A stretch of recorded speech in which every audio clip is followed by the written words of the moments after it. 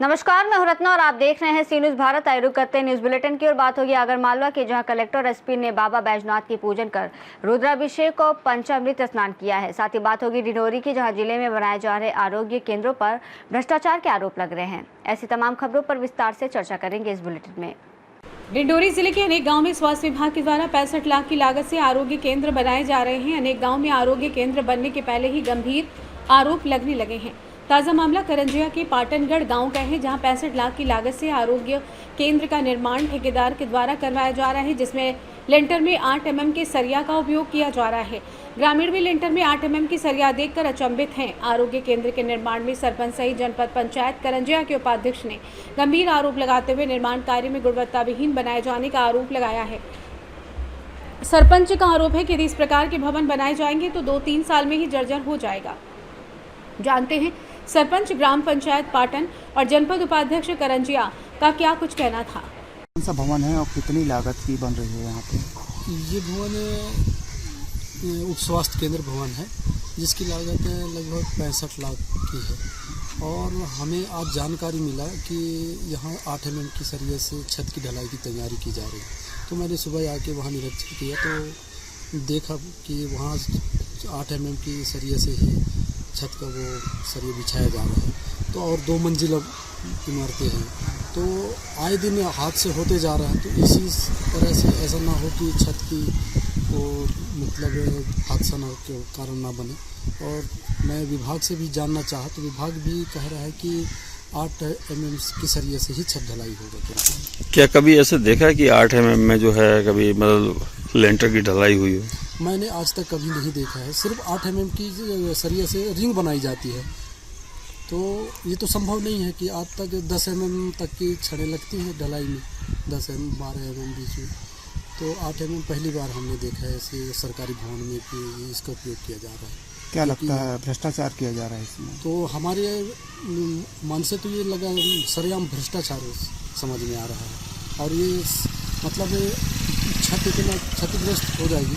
8 mm की सरिये में क्या दम रहती है? सरिया रिंग बनाने की काम आती है।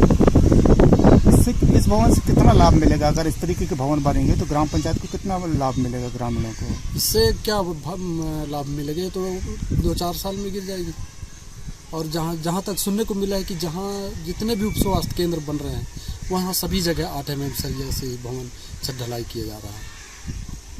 यहाँ पे 8 mm पतली सरिया का उपयोग किया जा रहा है। क्या लगता है कितने दिन चलेगा ऐसे में भवन? ये तो बनने के बाद दूसरे-तीसरे साल से ही वो छत से पानी रिसने लगेगी। कई बिल्डिंगों में मैंने मतलब निरीक्षण में गई हूँ, हॉस्टल हो गया, स्कूल हो गया, सभी ऐसी सरकारी भवनें हैं जहाँ मतलब अगर वो सरिया लगते होंगे 8 mm के तो स्वाभाविक बात है कि वो सीपेज होंगे और पानी टपकता है अंदर। और प्लस ये जो स्वास्थ्य भवन बन रही है वो 2 मंजिला की बन रही है, तो मेरे हिसाब से मतलब 8 mm की सरिया नहीं लगनी चाहिए छत में। शिकायत आप लोगों के द्वारा कहीं की गई है इस संबंध में? हाँ, मेरे को जब पता चला तो मैं आज ही आई थी और छत में मतलब चढ़ करके देखी तो वहाँ लगी हुई है 8 mm की सरिया। क्या लगता है भ्रष्टाचार किया जा रहा है भवन में? अब सरकारी 8 mm की तो सरिया लगती नहीं है, किसी भी बिल्डिंग में नहीं लगती है, तो मेरे हिसाब से भ्रष्टाचार ही हो रहा है। शुभ नाम क्या है? क्या है आप? मेरा नाम गीता पट्टन है, जनपद उपाध्यक्ष हूँ, जनपद पंचायत। डिंडोरी से सी न्यूज संवाददाता दीपक नामदेव की रिपोर्ट। खबर आगरमालवा से, जहां जिला मुख्यालय स्थित विश्व प्रसिद्ध बाबा बैजनाथ महादेव मंदिर के गर्भगृह में प्रातःकाल 3 बजे से कलेक्टर राघवेंद्र सिंह व पुलिस अधीक्षक विनोद कुमार सिंह के द्वारा माथा टेक कर बाबा का पूजन किया गया, रुद्राभिषेक कर पंचामृत स्नान किया गया। आपको बता दें कि शाही सवारी के दिन बाबा बैजनाथ महादेव मंदिर के प्रातःकाल 3 बजे पट खुले और 3:30 तक 4 बजे तक पंचामृत स्नान किया गया। 4:30 तक बाबा बैजनाथ का श्रृंगार हुआ और सुबह 5 बजे तक ब्रह्म मुहूर्त की आरती की गई, जिसके बाद सुबह 5 बजे से 6 बजे के मध्य आम दर्शनार्थी के द्वारा बाबा के दर्शन किए गए, जिसके बाद गर्भगृह के पट बंद कर दिए गए। दोपहर 12:30 पर गर्भगृह के पट खोले जाएंगे। बाबा बैजनाथ के पूजन और आरती की जाएगी, जिसके बाद बाबा बैजनाथ रथ में विराजित होंगे और दोपहर 1 बजे तक बाबा बैजनाथ की शाही सवारी मंदिर प्रांगण से रवाना होगी और बाबा अपने प्रजा का हाल जानने के लिए नगर भ्रमण पर निकलेंगे। आगरमालवा से सी न्यूज संवाददाता अर्श अहमद कुरैशी की रिपोर्ट। झारखंड प्रदेश के बरियातू स्थित झामुमो केंद्रीय समिति कार्यालय से 28 जुलाई को जारी पत्र से मिली सूचना के अनुसार प्रदेश के गिरिडीह झारखंड मुक्ति मोर्चा जिला कमेटी का विस्तार करते हुए केंद्रीय समिति ने महत्वपूर्ण निर्णय लेते हुए वर्ग संगठन में बदलाव किया है। जैसे युवा मोर्चा के जिलाध्यक्ष पर फुलेश्वर सोरेन को चुना गया तो उपाध्यक्ष पद पर 4 सदस्यों का चुनाव किया गया। इसमें चौथे नंबर पर कांग्रेस युवा मोर्चा को छोड़ झामुमो में आए हसनैन अली के नाम का चुनाव केंद्रीय समिति के द्वारा किया गया है, जबकि अन्य 3 लोगों में सबसे ऊपर अशोक हैम्ब्रम, दूसरे स्थान पर मिथिलेश महतो हैं, तीसरे स्थान पर आदिल रशीद को चुना गया।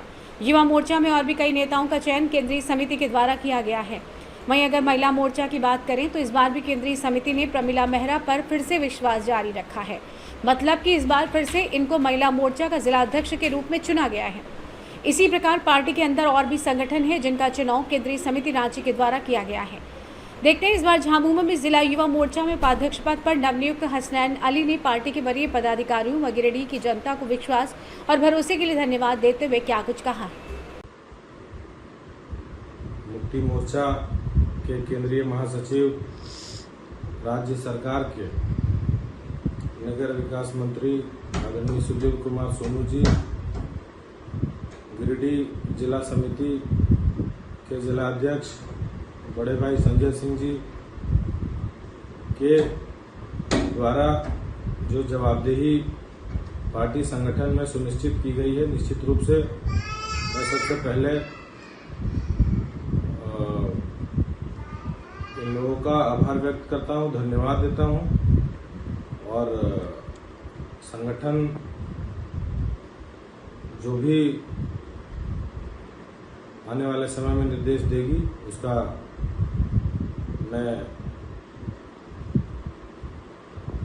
निर्वहन करूंगा और संगठनात्मक रूप से अधिक से अधिक युवाओं को संगठन से जोड़ने को लेकर कार्य करूंगा और हर एक अंतिम युवा को संगठन से जोड़ूंगा और बूथ स्तर तक हम लोग जाएंगे और जाके पार्टी संगठन को मजबूत करेंगे और अपने नेता आदरणीय हेमंत सोरेन जी, विश्व गुरु आदरणीय शिबू सोरेन जी का आभार व्यक्त करता हूँ, धन्यवाद व्यक्त। गिरिडीह से सी न्यूज संवाददाता अमित कुमार की रिपोर्ट। अंतर्राष्ट्रीय बाजार में जब्त मादक पदार्थ की अनुमानित कीमत करीब 1.5 करोड़ रुपए। हरिशंकर पुलिस अधीक्षक जिला हनुमानगढ़ ने बताया कि अमर सिंह, वहीं पुलिस निरीक्षक थानाधिकारी पुलिस थाना सांगरिया में स्टाफ द्वारा दौराने गश्त नाकाबंदी सड़क आम संगरिया से टिब्बी नजदीक भारतमाला रोड पुलियारोई चेक 3 आरटीपी रतनपुरा से मुलजिम समुद्र सिंह को 307.6 ग्राम अवैध मादक पदार्थ मेफेड्रोन सहित गिरफ्तार किया गया है। आरोपी के विरुद्ध पूर्व में एनडीपीएस एक्ट के विभिन्न प्रकरण दर्ज हैं। अंतर्राष्ट्रीय बाजार में जब्त मादक पदार्थ की अनुमानित कीमत करीब 1.5 करोड़ रुपए है। जिला हनुमानगढ़ में श्रीमान आईजी साहब बीकानेर रेंज, श्रीमान एसपी साहब जिला हनुमानगढ़, श्रीमान एडिशनल एसपी हेडक्वार्टर हनुमानगढ़ के निर्देशन में लगातार अवैध गतिविधियों पर और नशे पर कार्रवाई की जा रही है। इसी अभियान के मद्देनज़र एक कार्रवाई कल पुलिस थाना संगरिया में की गई। दिनांक 3/8/25 को शाम के समय संगरिया से टिब्बी रोड पर भारतमाला रोड पुलिया के पास एक व्यक्ति को रोका गया और उसके पास से 307.6 ग्राम एमडी मेफेड्रोन बरामद हुई है। उस व्यक्ति का नाम है समुद्र सिंह पुत्र भैरव सिंह राजपूत और ये रहने वाला है तुमड़िया, पुलिस थाना साडास, तहसील गंगरा, जिला चित्तौड़गढ़ से।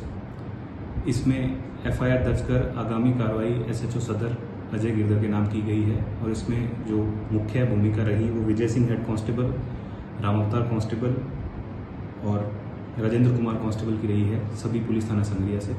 ये अब तक की जिले की सबसे बड़ी एमडी की कार्रवाई है। हनुमानगढ़ से सी न्यूज संवाददाता लखविंदर की रिपोर्ट। कल्याण कृषि उत्पन्न बाजार समिति की हाल ही में संपन्न हुई चुनाव प्रक्रिया के बाद नवनियुक्त सभापति रविंद्र घोड़विंदे और उपसभापति जालिंदर पाटिल ने विकास कार्यों की शुरुआत की है। शरद चंद्र पवार मुख्य बाजार समिति परिसर के संपूर्ण रास्तों को कंक्रीटी करने के कार्य का भूमि पूजन विधायक किशन कथोरे द्वारा किया गया। इस अवसर पर बड़ी संख्या में बाजार समिति के संचालक, किसान और व्यापारी उपस्थित थे। कार्यक्रम का माहौल उत्साहपूर्ण और विकास की नई दिशा देने वाला रहा। ये पहल बाजार समिति क्षेत्र में आने जाने की सुविधाओं को सुधारने और किसानों, व्यापारियों के लिए बेहतर ढांचा उपलब्ध कराने की दिशा में एक अहम कदम माना जा रहा है। कल्याण कृषी उत्पन्न बाजार समितीच्या निवडणुकीच्या टायमाला मी मार्केटमध्ये आलो होतो आणि व्यापारी मंडळींना आव्हान केलं होतं, ही कृषी उत्पन्न बाजार समिती जिंकल्यावर पहिल्यांदा रस्त्याचं काम सोडून करणार आणि त्याचा पहिलं कामाची आज या आमच्या बॉडीच्या माध्यमातून होत आहे। मनापासून या सगळ्या संचालकांचं, सभापती, उपसभापतींचं अभिनंदन करतो। एवढ्या घाणीच्या साम्राज्यामध्ये व्यापाऱ्यांनी धंदा करणं हे माझ्यासारख्याला पटलं नव्हतं, म्हणून मी त्याच दिवशी सांगितलं होतं उर्वरित सुद्धा कामं ही वेगळ्या पद्धतीने करून कृषी उत्पन्न बाजार समिती एक मॉडेल कृषी उत्पन्न कशी होईल याचा सगळ्यात चांगला प्लॅनिंग करण्याचा प्रयत्न करू। प्रशासन कारभार देत नव्हतं हा विषय कुठेही जरी आला असता तरी किसन कटोरे यांच्या पाठीशी आहे, त्यामुळे प्रशासनाला कशा पद्धतीने वापरायचं ते मला माहिती आहे, त्यामुळे निश्चितपणे ती गरज आहे। कल्याण से सी न्यूज संवाददाता दीपक मोरे की रिपोर्ट। खबर भरतपुर से, जहां जयपुर नेशनल हाईवे पर अवैध वसूली का खेल बदस्तूर जारी है। खेड़ली मोड़, हलेना, लखनपुर, सेवर, चिकसानो और डेहरा मोड़ पुलिस चौकी सहित ऊंचा नगला पर पुलिस और प्राइवेट लोगों की मिलीभगत से दुधारू पशुपालकों, बजरी और पत्थर ढोने वाले वाहनों से 500 से 2000 तक की वसूली की जा रही है। सबसे बड़ी बात तो यह है कि इससे पहले भी कई बार खेरली मोड़ और डेहरा मोड़ पर पुलिसकर्मी और उनके साथ वसूली में शामिल प्राइवेट लोग पकड़े जा चुके हैं। उनके खिलाफ मुकदमे भी दर्ज किए गए, लेकिन इसके बावजूद ये अवैध वसूली अब भी बेरोक टोक जारी है। सूत्रों के मुताबिक पुलिसकर्मी अब सीधे वसूली करने के बजाय प्राइवेट लोगों को आगे कर रहे हैं, जो उन्हीं के इशारे पर काम कर रहे हैं। इस पूरे घटनाक्रम से हाईवे से गुजरने वाले वाहन चालक और पशु पालक खासे परेशान हैं। प्रशासन से इस गोरख धंधे को बंद कराने की मांग कर रहे हैं। प्रशासनिक सख्ती और स्वतंत्र जांच की मांग तेज होती जा रही है।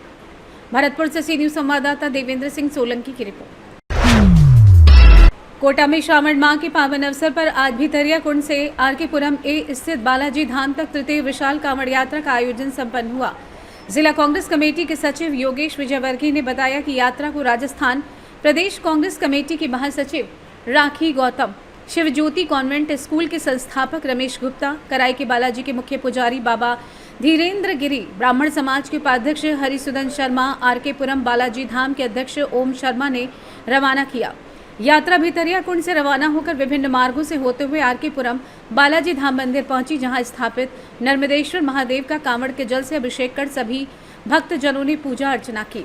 सैकड़ों श्रद्धालु डीजे की धुन पर भजनों के साथ कांवड़ लेकर चले। यात्रा में भगवान शिव के विभिन्न स्वरूपों की झांकियां और नृत्य प्रस्तुतियां आकर्षण का केंद्र रहीं। इस दौरान बालाजी धाम मंदिर के अध्यक्ष ओम शर्मा, जिला कांग्रेस कमेटी महासचिव दीपक नागर, आरके पुरम कांग्रेस मंडल अध्यक्ष चेतन पारेता, नकुल आर्य, जसवंत बाबा, दुर्गेश राहुल सहित अन्य कांवड़ यात्रा के आयोजनकर्ता मौजूद रहे। कोटा से सी न्यूज संवाददाता सुरेश कुमार पटेरिया की रिपोर्ट। फिलहाल इस बुलेटिन में बस इतना ही। देश और दुनिया की तमाम बड़ी खबरों के लिए आप देखते रहिए सी न्यूज भारत।